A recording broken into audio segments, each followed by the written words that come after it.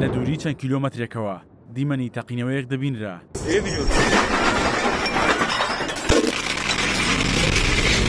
شەپۆلەکەی لایەک لە بەیروتی وێران کرد.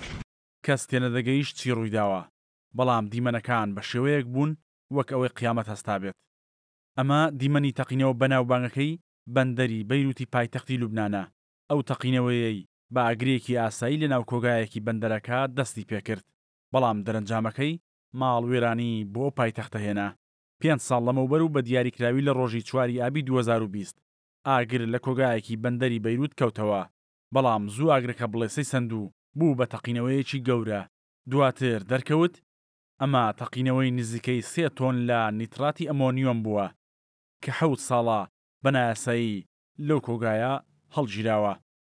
ئەم مادەیە بۆ دروستکردنی پەیینی کیمیایی و تەقەمەنی بەکاردەهێنرێت.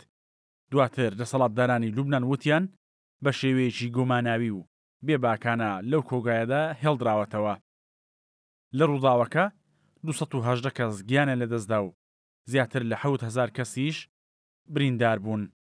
نزیکەی 300,000 کەسیش بێماڵ و حاڵ بوون و ئاوارە بوون.